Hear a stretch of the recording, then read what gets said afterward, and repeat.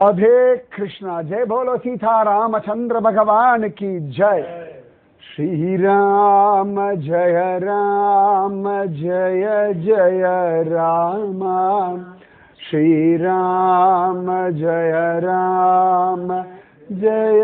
जय राम। जय बोलो सीता रामचंद्र भगवान की जय। जय बोलो राष्ट्र गुरु समर्थ रामदास स्वामी की जय। जय बोलो स्वराज्य सिंहासनाधिपति छत्रपति शिवाजी महाराज राजे की जय। जय हिंद, भारत माता की जय। जय बोलो हिमाचल पर्वत राज की जय। जय बोलो गंगा मैया की जय। जय बोलो ऋषिकेश नारायण भगवान की जय। जय बोलो रैभ्य महर्षि की जय। பெரிய பாக்கியம். நவராத்திரி சமயத்துல ஜோரான கங்கை கரையில ரிஷிகேஷ்ல இன்றைய பொழுது ஹிமாச்சலம், இந்த ஹிமாலயமே தேவபூமி, உத்தராகண்ட தேவபூமி அப்படின்னு தான் சொல்றது உண்டு. தேவர்கள் சாதாரணமா வந்து கங்கையில விளையாடுகின்றார்கள் அப்படின்னு புராண இதிகாசங்கள்ல பல இடங்கள்ல கங்கா மகாத்மியத்தை சொல்லும் பொழுது ரொம்ப விசேஷமாக சொல்றார்கள். அத்தனை சிரேஷ்டம். அது ரிஷிகேஷ் நாராயணுடைய தரிசனம், திரிவேணி காட் அந்த இடத்தினுடைய தரிசனம் சுகம். சமர்த்த ராமதாசரெல்லாம் வந்து தீர்த்தமாடின தரிசிச்ச ஒரு ரிஷிகேஷ் ஸ்தலம். ரிஷிகம்னா இந்திரியங்கள். நம்ம இந்திரியங்கள் எல்லாம் நாம சொல்றபடி, நமக்கு அது வேலைக்காரனா இருக்கணும், வேலைக்காரியா இருக்கணும். நாம இட்ட வழக்கா நம்முடைய இந்திரியங்கள் இருக்கணும். அப்ப என்னன்னா அது ஒரு பெரிய சந்தோஷம், நமக்கு பெரிய பலம். நம்ம இந்திரியங்களை நாம ஜெயிக்கிறது தான். நல்லா கவனிச்சு பாருங்களேன். எனக்கு இது பண்ண வேண்டாம், எனக்கு இது சாப்பிட வேண்டாம், நம்ம தீர்மானம் பண்ணி அதை சாப்பிடாம விட்டோம்னா உள்ளுக்குள்ள ஒரு தைரியம் வரும், ஒரு கான்ஃபிடன்ஸ் வரும். எனக்கு இதெல்லாம் பார்க்க வேண்டிய அவசியம் இல்லை அப்படின்னு ஒரு தீர்மானம் பண்ணி அதை பார்க்காம விட்டுட்டோம்னா சந்தோஷம். எப்பெல்லாம் இந்திரியங்களை நாம ஜெயிக்கிறோமோ அப்பொழுதெல்லாம் ஒரு டிவைன் லெவல்ல நம்ம அப்கிரேட் ஆகிட்டு இருக்கோம். டிவினிட்டி அப்கிரேட் ஆகிறது. தெய்வீகத்துல ஒரு உயர்ந்த ஸ்தானத்துக்கு போகிறோம். எதுக்கு யாத்திரையெல்லாம் வரும் அப்படின்னா, இந்த பக்கம் இருக்கக்கூடிய ரிஷிகள், சாதுக்கள், ஞானிகள் அவர்கள்லாம் தபஸ் பண்ணி அதெல்லாம் கங்கை வாங்கி வச்சுருக்கா. அத்தனை பேருடைய தபஸையும் அவள் பிரத்யட்சமா வாங்கி வச்சுண்டு இங்க வரவாளுக்கெல்லாம் அவள் கொடுத்துட்டே இருக்கா. நமக்கு தெரிஞ்சோ தெரியாமலோ கங்கை ஜலத்தை குடிக்கும் பொழுதோ, கங்கையை பார்க்கும் பொழுதோ, கங்கையில குளிக்கும் பொழுதோ நமக்கு அதை அப்படியே கொடுத்துருக்கா. எப்படி அம்மா தன்னுடைய அழகான தாய்ப்பால் கொடுத்து நமக்கு பலத்தை கொடுத்தாலும் அந்த மாதிரி தவம் அப்படின்ற ஒரு சாரத்தை கங்கை நமக்கு கொடுக்கிறார். ஸோ சமர்த்த ராமதாசர்லாம் ரசிச்சு தபஸ் பண்ண ஒரு கங்கை கரையில நவராத்திரி சமயத்துல ஒரு வாழ்க்கை நமக்கு கிடைச்சிருக்கு. அவ்வளவு பெரிய பாக்கியம், நிஜமாவே பாக்கியம். இதுக்கு நாம் என்ன பண்ணணும் அப்படின்னா ஸ்ரத்தையோடு இருக்கணும். நீங்க வாழ்க்கையில உங்க வாழ்க்கையில ஸ்ரத்தையோட இருந்தேன்னா முன்னேற்றத்தை கண்கூடா பார்த்துட்டு போயிட்டே இருக்கலாம். எப்பொழுதுமே நம்ம மனசு என்ன ஆகுறதுன்னா, நமக்கு தேவையில்லாத சம்பந்தம் இல்லாத மனிதர்கள், விஷயங்கள், இதுலயே நம்ம எனர்ஜி எல்லாம் வீணா போயிட்டே இருக்கு. நம்ம எனர்ஜி முழுக்க நமக்கு உபயோகமாகணும். நம்ம இப்ப கூட கங்கை கரை போனோம். அழகா அங்கே குட்டி குட்டி குழந்தைகள்லாம் அந்த ஆரத்திக்கு விற்கிறா இந்த பூ எல்லாம். இந்த குழந்தைகள் எவ்வளோ ஃபோக்கஸ்டாக நம்ம கிட்ட அதை கொடுத்துடணும்னு தெளிவார்கள். நீங்கள் அவாய்ட் பண்ணவே முடியாது. அந்த பசங்களை ஒத்த காலில் நின்று வாங்க வச்சுருவாங்க. நம்மளை யாராவது ஒருத்தர்கிட்ட வாங்கினோம்னா, அது போன வாட்டி நாங்கள் வந்தோம், போன வாட்டி இன்னொரு இடத்துல போய் கங்கா ஆரத்தி பார்த்தோம். அப்போ நாங்கள் ஒரு 15 பேர் நம்ம இருந்தோம். ஒரு குழந்தைகிட்ட வாங்கினா அவகிட்ட ஒரு 7 நம்ம அதுக்குள்ளே இன்னொருத்தி கூப்பிட்டு இங்கே வா இவகிட்ட வாங்கிக்கோங்க, அவள் ரெக்கமெண்ட் பண்ணுறான். அதாவது ஒரு நீங்கள் அவகிட்ட வாங்கிக்க ஒரு 3-4 குழந்தைகள் சுற்றி வந்து, அப்புறம் அது 2-3 தான் வாண்டு, ஒரு 5-6 வயசு இருக்குது. அது லேலோன்னு நமக்கு பார்க்கறது பாவமாக இருக்குது. பிச்சை எடுக்க அது வரைக்கும் சந்தோஷம். விற்கிறதுகள் அதுக்கப்புறம் அதுகளுக்காக ஒரு 2-3 வாங்கி அதை பார்த்து 7 வருது. இன்னும் எங்கேருந்து தான் அது வரைக்கும் எங்கேயுமே காணலை. அப்போ அந்த குழந்தைகள் ஒரே ஃபோக்கஸ்டாக இருக்கு இல்லையா? நல்லா கவனிச்சு பாருங்க. உங்க விஷயம், உங்க வாழ்க்கை, உங்க ஆரோக்கியம், உங்க குடும்பம், இதுல நீங்க ஃபோக்கஸ்டா இருக்கும். இதுதான் எல்லா புராண இதிகாச விஷயங்களுடைய ஒரே தாற்பயம், பி ஃபோக்கஸ்ட். உங்களுக்கு என்ன வேணும், உங்களுக்கு என்ன தேவை, அதுல நீங்க கவனம் வைக்க வைக்க வைக்க அது ஈஸியா அடைஞ்சுடலாம். அதுக்கு பேர் தான் தவம். தபக அப்படின்னா ஆலோசனை. உங்களுக்கு வேண்டியதை ஆலோசனை பண்ணுங்க. மெனு கார்டை வச்சு உங்களுக்கு வேண்டியது ஆலோசனை பண்ணுவோம் இல்லை, கட கட கடன். இதே ஆலோசனை உங்க குடும்பம், உங்க வாழ்க்கை, உங்க ஆரோக்கியம், உங்க எதிர்காலம், அதுல நீங்க ஃபோக்கஸ்டா இருக்கும் பொழுது பெரிய காரியங்களை சாதிக்கலாம். கங்கையை பார்க்கும்போது எனக்கு ஒன்னே வரும், பி ஃபோக்கஸ்ட். ஏன்னா பகீரதன் ஒரே ஒத்த காலம் நின்னா, சரியா சொன்ன, ஒத்த காலம் நிற்காத பகீரதன் நின்னா, கங்கை பூமிக்கு வரணும்னு ஒத்த காலில் நின்னா அழைச்சிண்டு வந்தான். அதை நாராயணன், பிரம்மா, சிவபெருமான் எல்லாரும் சகாயம் பண்ணி கங்கையை பூமியில கொண்டு இறக்கிட்டான். ஸோ நாம ஒருமுகப்பட்ட மனசோட ஒரே ஒரு முனைப்போட செயல்படும் பொழுது தெய்வங்கள் ஆசீர்வாதம் பண்ணியே ஆகணும். தெய்வங்கள் உனக்கு கிடையாதுன்னு சொல்லவே முடியாது. நம்மளுடைய மனசு அப்படி ஒருமுகப்படணும். சமர்த்த ராமதாசர்லாம் அப்படி ஒரு ஒருமுகப்பட்டதுனாலதான் இந்து சாம்ராஷ்டிரம் அப்படின்ற ஒரு கான்செப்டே கொண்டு வந்துட்டார். அப்ப சஜ்ஜன்கள், சஜ்ஜனங்களுடைய கோட்டை. நிஜமாவே உத்தராகண்ட் முழுக்கவே சஜ்ஜனங்களுடைய கோட்டை தான். எந்த பக்கம் திரும்பினால் நிறைய சாதுக்கள் இருப்பா. இல்லை யார் சாதுன்னா நம்மளால கண்டுபிடிக்கவே முடியாது. சில பேர் கஞ்சா சாமியாரும் இருப்பான். இப்படியே உட்காந்து அவன் சாது நினைச்சக்கூடாது. நிஜமாவே நிறைய சாதுக்கள் நான் பார்த்துருக்கேன். அவள்லாம் பைசா கொடுத்தா வாங்க மாட்டா. ஒரு சாய் வாங்கி கொடுன்னுவா, எனக்கு ஒரு சாப்பாடு வாங்கி கொடு, அவ்வளோதான். ஆசீர்வாதம் பண்ணிட்டு போயிடுவா. பைசா தொடவே மாட்டா. பசிக்கிறத அடை கொடுக்க போறா, அவ்வளவுதானே. ஒரு பைசா வாங்கிக்கவே மாட்டார்கள். ஆனால் ஆசீர்வாதம் நிறைச்சி பண்ணுவார்கள். அப்ப அத்தனை ஆச்சரியம். சமர்த்த ராமதாசர் சஜ்ஜனங்களுடைய கோட்டை சஜ்ஜன்கட்ல இருக்கார். அப்ப சஜ்ஜன்கட் கட்டி அப்பதான் 1 வருஷம் ஆகிறது. ஸோ நல்ல மழை பெய்யும். மான்சூன் மகாராஷ்டிராவில் அமக்கலமா இருக்கும். எல்லாரும் ரொம்ப என்ஜாய் பண்ணுவார். இந்த மான்சூன் என்ஜாய் பண்ணாத ஒரு கூட்டம்னா சென்னை கூட்டம் மட்டும்தான். அது எல்லாமே மான்சூன் மழை அப்படின்னா வரவேற்கிற கூட்டம் தான். அது கர்நாடகாவா இருக்கட்டும், கேரளாவா இருக்கட்டும், ஆந்திராவா இருக்கட்டும், மகாராஷ்டிரானா, எனக்கு மான்சூனா மகாராஷ்டிரா, நிறைய மான்சூன் மகாராஷ்டிராவில் இருந்திருக்கேன். அந்த மழை அந்த ஜனங்கள் கரிச்சு விட்டவே மாட்டான். அந்த கொற்ற மழையில தான் ஸ்கூல் குழந்தைல காதல 6:30 மணிக்கு அழிச்சுட்டு போவா, ஸ்கூல்ல கொண்டு தள்ளுவா. அந்த கொற்ற மழையில தான் ஸ்திரீகள்லாம் போய் அந்த மாவரைக்கிற மிஷின்ல போய் நின்று கோதுமை அரைச்சிட்டு கொண்டு வந்து வைப்பா. அந்த கொற்ற மழையில இருக்கிற 1 ரூம் கிச்சன்லேயே அவ்வளவு அழகா துணியை துவைப்பா, உணர்த்துவா, காய வைப்பா. இந்த கொற்ற மழையில வேலைக்கு போயிட்டு வருவா. எல்லாம் நடக்கும். ஒரு நாள் கூட சலிச்சிண்டு என்னடா மழை இதுன்னு ஒருத்தர் புலம்பி நான் பார்த்ததே இல்லை மகாராஷ்டிராவில். இன்னி வரைக்கும் நான் எத்தனை வருஷமா போயிட்டு இருக்கேன். அந்த ரசிக்கிற ஒரு சுகம். இந்த கர்நாடகாலாம் கிருஷ்ணசாகர நிரம்பிடுத்தா அதுதான். அது நிரம்புற வரைக்கும் மழை, அது நிரம்பலாம் இன்னும் மழை பத்தலைன்னே சொல்லிட்டு இருப்பா. சென்னையில் மழை வந்தாலும் இப்போ ஜாஸ்தியாக எடுத்துடுவோம். அந்த மான்சூனை ரசிக்கணும். ஸோ மகாராஷ்டிராவில் அதுவும் இந்த சஜ்ஜன்கட் இந்த பக்கம்லாம் நன்னாவே மழை பெய்யும். பண்டரிபுரத்துலலாம் வெளுத்து வாங்கும் நிஜமாவே மழை. இந்த சதாரா, சஜ்ஜன்கட், அப்புறமா சோலாப்பூர் இந்த பக்கம் எல்லாம் நன்னா மழை பெய்யக்கூடிய இடங்கள். பாம்பேலே அவ்வளோ மழை பெய்யும்னா எங்கெல்லாம் நன்னாவே பெய்யும். சத்ரபதி சிவாஜி மட்டும் ரொம்ப தீர்மானமாக இருந்தால் எல்லாம் ப்ராப்பரா அந்த மழை காலத்துக்கு முன்னாடி ரெடியா இருக்கணும். முக்கியமா இந்த சஜ்ஜன்கடுடைய மெயினா அதை இன்சார்ஜ் மாதிரி ஒருத்தர் இருந்தார், ஜிஜோஜி காட்கர் அப்படின்னு அவருக்கு பேர். ஜிஜோஜி காட்கர்.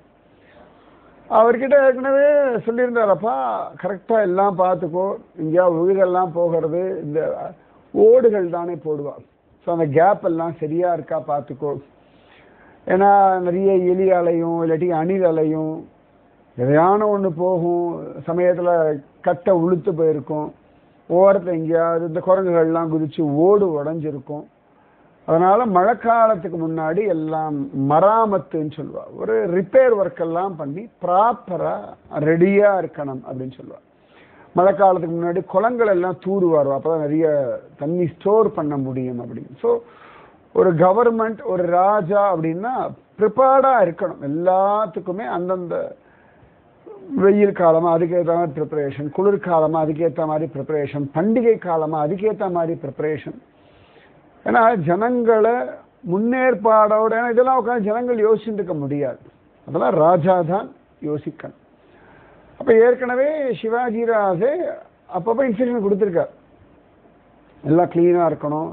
குருநாதர் அங்கே தங்கியிருக்கார், ப்ராப்பரா எல்லாம் செக் பண்ணி பார்த்துக்கோ, இன்னும் மழை நன்னா பெய்யும் அப்படி எல்லாம் சொல்லியிருக்கார். இந்த ஜிஜோஜி பார்த்தா இப்போ புதுசா கட்டினது தானே, இல்லைன்னா பெருசா பிரச்சனை வந்துட போறது. எப்பொழுதுமே மனுஷாளுக்கு இந்த அஸ்ரத்தைன்றது ஸ்வபாவம். ஸ்ரத்த சொல்லிட்டே இருக்கணும். நம்ம சின்ன வயசுலேருந்து யாராவது சின்சியராகனா கோவம் வரும். இன்னி வரைக்கும் நல்லா ஒழுங்காக தான் பார்த்தேன், ஒழுங்காக தான் பண்ணிட்டு இருக்கேன்னு. நம்ம யாராவது சின்சியராகன்னு சொன்னால் சரியா இருக்கு சரின்னு ஒத்துக்கவே மாட்டோம், ஜஸ்டிஃபை பண்ணுவோம். நான் ஒழுங்காக தான் இருக்கேன், நான் ஸ்ரத்தையோடு தான் இருக்கேன். நான் ரொம்ப பார்த்துட்டேன், ரொம்ப சின்சியர்னு யாருமே கிடையாது. சின்சியாரிட்டியை பற்றி பேசணும்னா எல்லாம் சண்டைக்கு தான் வரும், சின்சியராக சண்டைக்கு வருவா. சின்சியாரிட்டியே இருக்கவே இருக்காது. ஒரு வருஷம் தானே ஆசைன்னு விட்டுட்டார். ஆனால் சத்ரபதி சிவாஜி ராஜேக்கு மட்டும் என்னமோ ஒரு இது. சமர்த்த ராமதாசர் இந்த விஷயத்தை தலையிடவே இல்லை. சாதாரணமாக சமர்த்த ராமதாசர் முன்னேற்பாடாக பல விஷயங்கள் பண்ணுவார், சில சந்தர்ப்பங்கள்ல பண்ண மாட்டார். ஏன்னா இதெல்லாம் அவனோட வேலை, அவன் வேலையை அவன் தானே பண்ணணும், நான் ஏன் பண்ணணும்? ராஜா அவன் தான் சொன்னாங்க சஜ்ஜன்கள் வர சொல்லி. ராஜாவுடைய தர்மம் என்ன? எல்லாத்தையும் பார்க்கறது, எல்லாத்தையும் ப்ராப்பராக மெயின்டைன் பண்ணுறது. வேலைக்கு ஆட்கள்லாம் இருப்பா, அவள் ஒழுங்காக பண்ணுறாளான்னு ரீசெக் பண்ணணும்.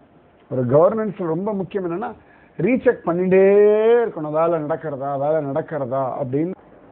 அந்த ஒரு ரீசெக் கேப்பபிலிட்டி இருந்தால் மட்டும்தான் ஒரு அட்மினிஸ்ட்ரேஷனை நடத்த முடியும். ரொம்ப ரொம்ப ரொம்ப ரொம்ப அவசியம். நம்ம எல்லாருக்குமே அவகிட்ட சொல்லியாச்சு, அவள் பண்ணிடுவார்கள் அப்படின்னு ஒன்று உண்டு. ஒன்றையும் ஞாபகம் வச்சுக்கோங்க, மனிதர்கள் எல்லா சந்தர்ப்பத்திலையும் ஒரே ஸ்ரத்தையோட ஒரே மாதிரி இருப்பார்கள்னு கேரண்டியே கிடையாது. இருந்தால் பாக்கியம். ஓகே, இன்னைக்கு சின்சியாரிட்டி இருக்கா, ரைட், இன்னைக்கு அழகா பண்றாளா, ஓகே, அவ்வளவுதானே ஒழிய லைஃப் லாங் எல்லா விஷயத்திலையும் எல்லா இடத்துலையும் எல்லா விதத்திலையும் அப்படியே மெயின்டைன் பண்ணுவான்றதெல்லாம் நம்ம அங்கதான் தோத்து போயிடுறோம். அதெல்லாம் பண்ணிடுவார்கள், சரியா இருக்கும். இப்ப சத்ரபதி சிவாஜி அவ்வளோ பெரிய சாம்ராஜ்யத்தை ஸ்தாபிதம் பண்ணதுனால அவன் என்ன பண்றான், ஒரு 2 பேர் ஆள் அனுப்புறான். மழையில எங்கேயாவது மடம் எங்கெல்லாம் ஒழுகிறதான்னு பாருங்க. எங்கேயாவது ஒழுகிறது சமர்த்தராமதாசருக்கு கஷ்டமா இருக்குன்னா அந்த ஜிஜோஜி காட்கரை ஐஷிண்டு போங்கோ, சஜ்ஜன்கட் மலை தான், ஒரு மூளையில் ஐஷிண்டு போய் மேலே தள்ளி விட்டுருங்க அவனை, அவ்வளோதான்.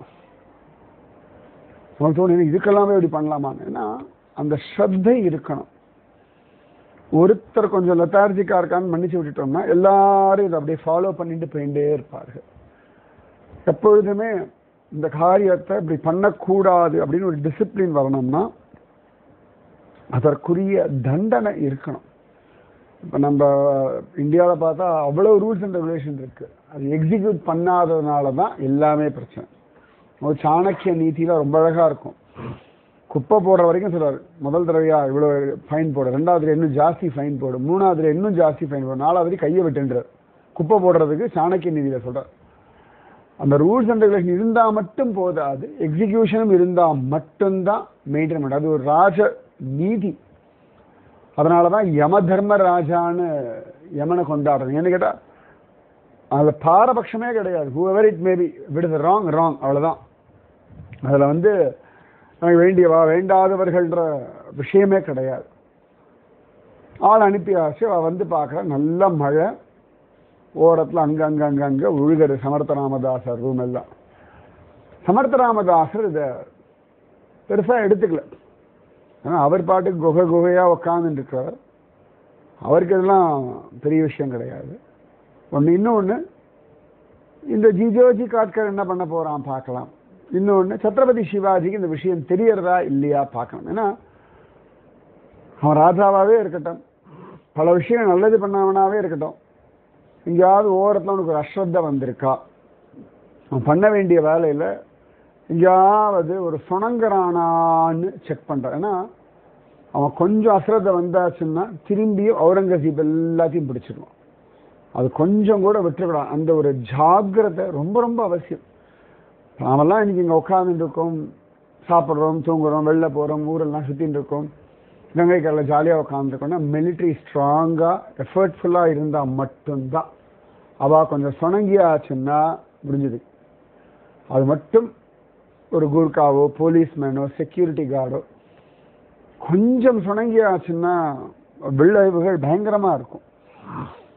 அதனால் என்ன பண்ணுறான்னு பார்க்கலாம். இல்லாட்டி அவனுக்கு அதுக்கேற்ற மாதிரி சிக்ஷை கொடுக்கணும் அப்படின்னு தீர்மானிக்கிறார். 2 பேர் வந்தாச்சு, ஒழுகிறத பார்த்தாச்சு.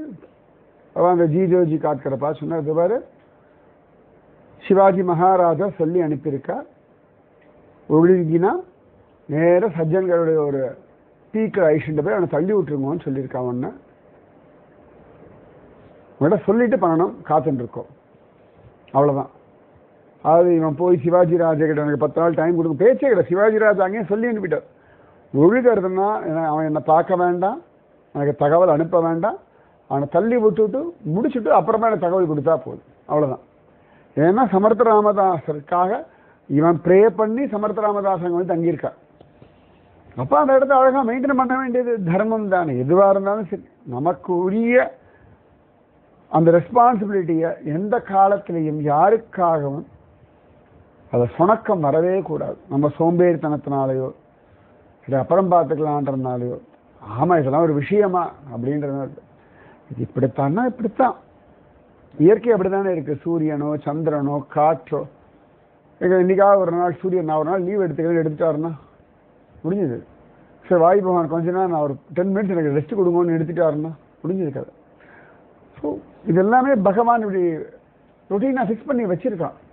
அது போய்த்தான் ஆகணும். நம்மளை மாதிரி சுணக்கமே கிடையாது. எனக்கு மூட் ஆஃப்லாம் சொல்ல முடியாது. எனக்கு இன்றைக்கி அவுட் ஆஃப் மூட் நான் பண்ண மாட்டேன்னு சொல்ல முடியாது. நீ மூட் ஆஃபோ உனக்கு மூடு இருக்கோ இல்லையோ பண்ணு, அவ்வளோதான். அந்த மாதிரி பேச்சே கிடையாது. அப்படிதான் நம்ம பெரியவாள்லாம் இருந்திருக்கார்கள். என்ன நடந்தாலும் சரி அந்த கர்மா தர்மா எல்லாம் பண்ணிகிட்டே இருப்பாள். இந்த ஜிஜோஜி கோட்கா பார்த்தார், இப்போதைக்கு காப்பாற்றுறதுக்கு ஒரே ஆள் சமர்த்த ராமதாசர் மட்டும்தான். நேர போய் சமர்த்த ராமதாசர் காலில் விழுந்துட்டார். மகாராஜ் நான் பண்ணது தப்பு, நீங்கள் நேரடியாக என்கிட்ட சொல்லியிருக்கலாமே. என்ன என்னடா அப்படின்னு, இதை ஒழுகிறது சிவாஜி ராஜு என்ன மலை உச்சினேன்னு தலை சொல்லிட்டாருன்னு. சமர்த்த ராமதாசர் சிரிச்சார். ஏண்டா நீ உன் கடமையாக பண்ணவ, உனக்கு பாசு சிவாஜி. அவன் சொன்னான், இல்லை நான் எங்கடா சொல்லி அனுப்பினேன், எனக்கு வேறு வேலை கிடையாது, உன்னோட விஷயத்தை போய் சொல்லி நீ பண்ண வேண்டியது ஏன் பண்ணலை? அப்போ நீங்கள் சொல்லலையா? சொன்ன இது கேட்க தான் நீ வந்தியா? சொன்னா இல்லையா, வெரிஃபை பண்ணிக்கிறதுக்காக வந்தியா? இல்லை மகாராஜ் என்னை காப்பாற்றுங்கன்னு கதறான். இவருக்கு தெரியும் சத்ரபதி சிவாஜி ஒரு ரூல் கொடுத்துருக்கான்னா அதை மேற்கரிச்சு இவர் அதை சொல்லிட்டாருன்னா தப்பாக போயிடும். அதை மேற்கரிச்சு இவர் சொல்லக்கூடாது. அப்புறம் எல்லாரும் என்ன பண்ணுவோம், ஆகுனா சமர்த்த ராமதாசர் ரெக்கமெண்டேஷன் வந்துடுவா, நீங்கள் காப்பாற்றுங்க, நீங்கள் ஒரு லெட்டர் கொடுங்க அப்படின்னு. ஆனால் அந்த ஜிஜோஜி அந்த காட்கர் இவ்வளோ நாள் ஸ்ரத்தையோடு இருந்திருக்கான், எல்லாம் பண்ணியிருக்கான். இந்த விஷயத்தில் கொஞ்சம் ஒரு சுணக்கம் வந்துடுது. இப்போ சத்ரபதி சிவாஜி சொன்ன மாதிரி இவன் செத்து போகணும், ஆனால் செத்து போகக்கூடாது. அப்போ சமர்த்த ராமதாசர் சொன்னார், அந்த வந்து 2 பேரை பார்த்து, இந்த ஜிஜோஜி காட்கருக்கு நான் சந்நியாச தீட்சை கொடுத்துட்டேன். சந்நியாசம்ன்றது புனர்ஜென்மா. அவன் செத்து போயாச்சு, நீங்கள் போய் சிவாஜி கிட்ட சொல்லுங்க, அதை தப்பு பண்ணவன் செத்து போயிட்டான், இப்போ சன்னியாசி தான் இங்கே இருக்கான்னு தைரியமாக போய் சொல்லுங்க, நான் பார்த்துக்கிறேன்னுட்ட. ஜிஜோஜி காட்கருக்கு ஒரு ஆப்ஷனா கிடையாது. சன்னியாசி அவ்வளோ உசுர் இருக்கணும்னா சன்னியாசி ஆகு, ஆபத் சந்நியாசம் மாதிரி. உடனேயே சன்னியாசி ஆக்கிட்டா, கையை கூப்பிட்டு ரொம்ப ஸ்ரத்தையோடு அவர் சன்னியாசி ஆகிட்டார். அப்பா இதுக்கு மேலே தப்பு பண்ணக்கூடாதுன்னு. உடனே இந்த 2 பேரும் கிளம்பி நேர ராய்கடு போய் சத்ரபதி சிவாஜியை பார்த்து நடந்த விஷயத்தை எல்லாம் சொன்னோன்னு சிவாஜி ராஜு விழுந்து விழுந்து விழுந்து சிரிக்கிறார். என்ன ஒரு சாதுரியம், என்ன ஒரு சாமர்த்தியம் குருநாதருக்கு. அவனுக்கு தெரியும் இது இந்த மாதிரி விஷயம் அவன் பண்ணுவான்னு தெரியும். சமர்த்த ராமதாசன் அதுக்கு நான் என்ன பண்ணணும்னு கேட்டார்னா திட்டுவார். நீ தானே ராஜா, நீ தானே தீர்மானிக்கணும், என்னென்று கேள்வி கேட்குறேன்னு கேட்பார். இந்த மாதிரி ஒரு எக்ஸிகியூஷன் கொடுத்தா என்ன பண்ணுவார் பார்க்கலாம். சரி தப்பு இல்லை அவனை தள்ளி விடுன்னு சொன்னாலும் சொல்லுவார். இல்லாட்டி காப்பாத்தினார்னா எப்படி காப்பாத்துறார், இந்த ராஜாங்கத்தினுடைய ரூல்ஸ் அண்ட் ரெகுலேஷனுக்கு டிஸ்டர்ப் ஆகாம என்ன பண்றார் பார்க்கலாம்னு நன்னா அப்படி கட கட கடகடன்னு இந்த கோட்டையை குலுங்கும்படியா சிரிச்சான். கண்ணில் தண்ணி வருதான் அவனுக்கு. எத்தனை ஆச்சரியம், நிஜமாவே சமர்த்தர் தான் இவர் அப்படின்னு. அதன் பிறகு அந்த ஜிஜோஜி காட்கர் அவ்வளவு அழகா ஸ்ரத்தையோட சமர்த்தரோடையே இருந்தார், எல்லாம் ஒழுங்கா பண்ணார். லைஃப்ல குரு என்ன பண்றாருன்னா நமக்கு நம்ம பண்ற தவறுகள்ல இருந்து கூட நம்மள பக்தி விஷயத்திலேயோ பகவத் விஷயத்திலேயோ லைஃப்லயோ அப்கிரேட் ப்ராசஸ் தான் எடுத்துட்டு போறார். அது குருவினுடைய ஒரு பெரிய பலம். ஏன்னா நம்மளுடைய எனர்ஜி, நம்மளுடைய எமோஷன்ஸ் இது எல்லாமே தேவையில்லாம நாம் அப்படி நம்மளுக்கே இறக்கின்னு இருக்கோம். இந்த யானை தன் தலையிலேயே மண்ணு போட்டுக்கிற மாதிரி நம்மளா நம்ம தலையில எல்லாத்தையும் போட்டுக்கிறோம். சரி, நம்ம லைஃப் ரொம்ப சின்னது, நம்ம தேவைகள் சின்னது, அதுல அழகா கான்சென்ட்ரேட் பண்ணா லைஃப் சிம்பிளா வாழ்ந்துட்டு போயிடலாம்.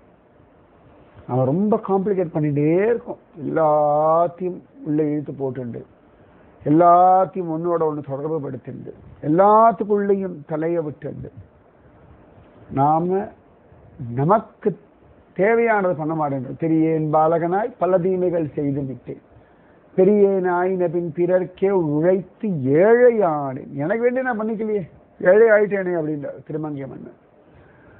உங்களுக்கு வேண்டியதுல கவனம் வைக்கணும். எதை பண்ணா உங்க வாழ்க்கை நன்னா இருக்குமோ அந்த விஷயங்களை பூரணமா பண்றதுக்கு மட்டும்தான் உங்களுக்கு அதிகாரம் இருக்கு. நம்ம அது ரொம்ப லெத்தார்ஜிக்கா இருக்கும். அதுல ரொம்ப அதுக்கு விலையே கொடுக்கறது. நமக்கு என்னடானா ரொட்டீன் ஒழுங்கா பண்ணியாச்சுன்னா லைஃப் நன்னா இருக்குன்னு அர்த்தம். நமக்கு ரொட்டீன் டிஸ்டர்ப் ஆகலன்னா லைஃப் நன்னா இருக்குன்னு பைத்தியகாரமா ஓடின்னு இருக்கும். லைஃப் ரொம்ப பெருசு, அடைய வேண்டிய விஷயங்கள் ரொம்ப லைன்ல காத்துன்னு இருக்கு. அழகா அதெல்லாம் உபயோகப்படுத்தி அனுபவிக்கணும். இப்படி சமர்த்த ராமதாசர் ரொம்ப அழகா சிவாஜி ராஜா என்ன பண்றான்னு பார்த்தார், இந்த ஜிஜோஜி காட்கார சிறிவனும் பார்த்தார், சன்னியாசமும் கொடுத்துட்டார். இதெல்லாம் இன்னைக்கு உட்காந்து கங்கை கரையில சொல்றதுக்கு ஒரு பாக்கியம் நமக்கு வாய்ச்சது. ராதே கிருஷ்ணா. ஸ்ரீராம ஜய ராம ஜய ஜய ராம, ஸ்ரீராம ஜய ராம जय जय राम. जय बोलो सीता रामचंद्र भगवान की जय. बोलो राष्ट्र गुरु समर्थ रामदास स्वामी की जय. बोलो वीर धीर शूर आंजनेय स्वामी की जय. बोलो स्वराज्य सिंहासनाधिपति छत्रपति शिवाजी महाराज राजे की जय. जय हिंद, भारत माता की जय. जय बोलो हिमाचल पर्वतराज की जय. जय बोलो गंगा मैया की जय. जय बोलो ऋषिकेश नारायण भगवान की जय. राधे कृष्णा.